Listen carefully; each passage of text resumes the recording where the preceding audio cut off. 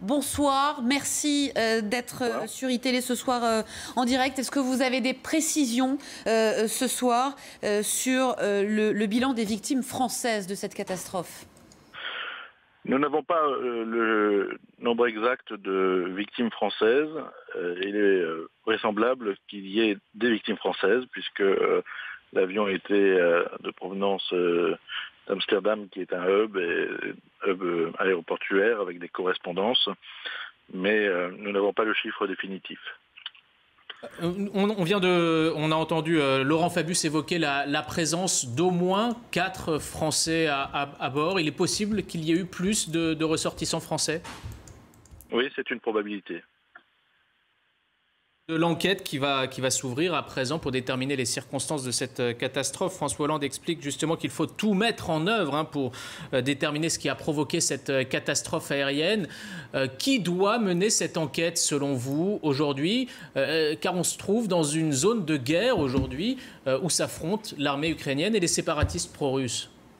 Il ne m'appartient pas, comme ministre des Transports, de répondre à cette question. Ce que je puis dire, c'est que le président de la République, le Premier ministre, toutes les autorités françaises sont pleinement mobilisées.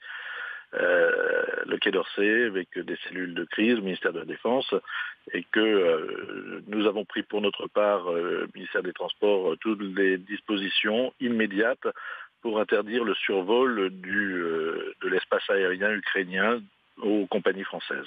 Ça veut dire que des compagnies françaises, jusqu'à aujourd'hui, survolaient encore cette zone ? Toutes les compagnies survolaient, qu'elles soient françaises ou non, survolaient le sol ukrainien. Y compris l'Est ? Y compris l'Est ? Pardon ? Y compris l'Est de l'Ukraine ?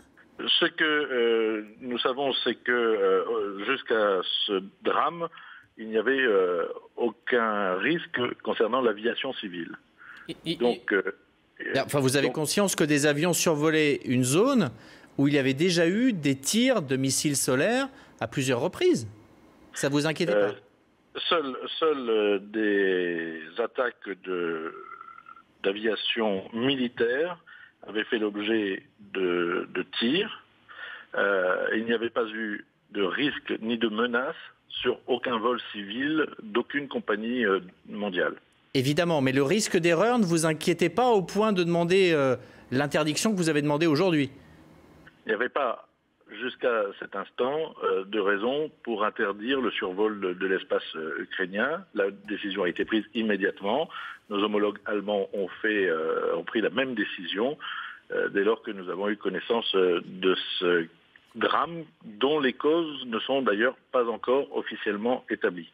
C'est quand même étonnant cette position. C'est-à-dire que tout à chacun, on imagine que de voler au-dessus d'un endroit où ça tire, c'est dangereux. Tout dépend des conditions de vol, d'altitude et des risques qui peuvent être révélés et connus. Est-ce que la France, les autorités françaises vont apporter leurs moyens techniques à cette enquête, peut-être aussi les moyens militaires pour déterminer ce qui a pu se produire, ce qui a causé cette catastrophe aérienne ? Il est clair, et le président de la République a été extrêmement clair et ferme, que tous les moyens seront mis à disposition et seront utilisés pour pouvoir établir les circonstances de ce drame.